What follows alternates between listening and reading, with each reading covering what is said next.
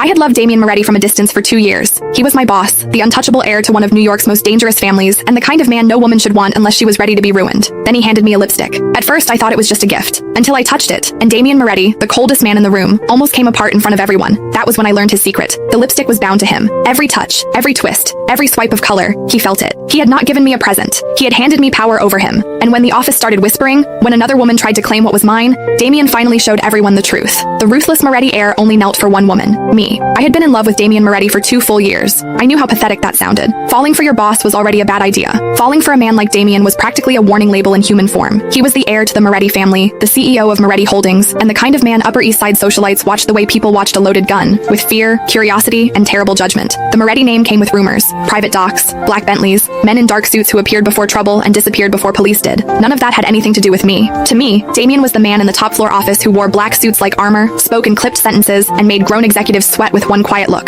With everyone else, he was brutal. With me, the blade always seemed to stop short. I started at Moretti Holdings as an assistant trainee. In my first month, I sent legal the wrong merger attachment, and the entire support team watched me walk into Damien's office like I was marching to my funeral. I thought I was finished. Instead, Damien closed the folder and asked whether I was adjusting to the pace upstairs, whether I had eaten lunch, and whether someone had dumped the worst client schedules on me because I was new. He never mentioned the mistake. When I came out, everyone stared. I lowered my head and pretended I had just been torn apart. I was not naive. Special treatment in an office was the fastest way to make enemies. After that, I worked twice as hard. If people called me lucky, I answered with results. Every late night, every impossible calendar, every client file I cleaned up before anyone noticed carried the same secret reason. I wanted Damien to see me. Not just Nora Vale, the polite little assistant who remembered his coffee order and never pushed back. Me. Moretti Holdings had just closed a major port logistics deal, and everyone who worked on it received a bonus check. Damien handed them out himself during a small celebration on the top floor. When my turn came, the silver tray was empty. Beside me, Vanessa Crane let out a soft laugh. She was the senior executive administrator, polished, sharp, and never shy about wanting Damien's attention. Damien looked at me. His expression gave nothing away. Nora, you joined the project late. The bonus pool was already closed. My heart sank, but I still managed to smile.